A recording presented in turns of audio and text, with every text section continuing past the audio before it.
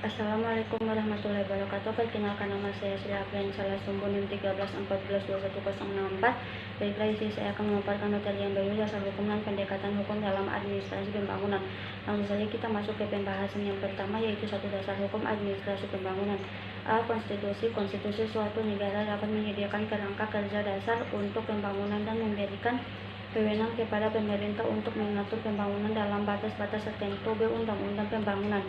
Negara-negara umumnya memiliki undang-undang yang mengatur proses perencanaan dan pelaksanaan pembangunan seperti Undang-Undang Tata Ruang, Undang-Undang Pembangunan Daerah, atau Undang-Undang Lingkungan Hidup.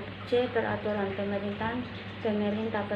Pemerintah sering mengeluarkan peraturan-peraturan yang lebih rinci untuk mengimplementasikan undang-undang pembangunan, seperti peraturan tata ruang, peraturan zonasi, atau peraturan rencana tata ruang wilayah.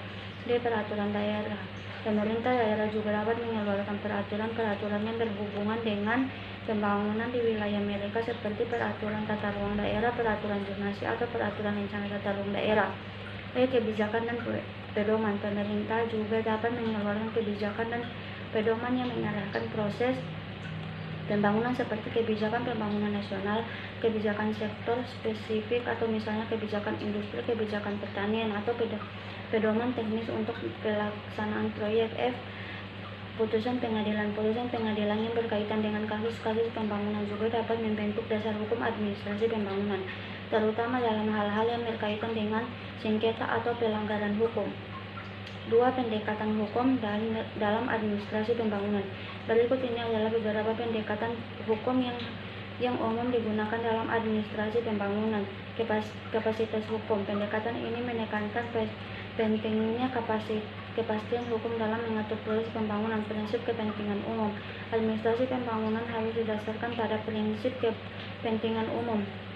Partisipasi publik. Pendekatan hukum dalam administrasi pembangunan juga mengedepankan partisipasi publik. Prinsip keadilan. Administrasi pembangunan harus memperhatikan prinsip keadilan dalam segala aspeknya. Prinsip lingkungan. Pendekatan hukum dalam administrasi pembangunan harus mempertimbangkan dampak lingkungan dari kegiatan pembangunan. Penegakan hukum. Penegakan untuk memiliki sistem penegakan hukum yang efektif untuk memastikan kepatuhan terhadap peraturan dan kebijakan pembangunan. Baiklah, hanya itu yang bisa saya paparkan. Lebih dan kurangnya saya mohon maaf. Assalamualaikum warahmatullahi wabarakatuh.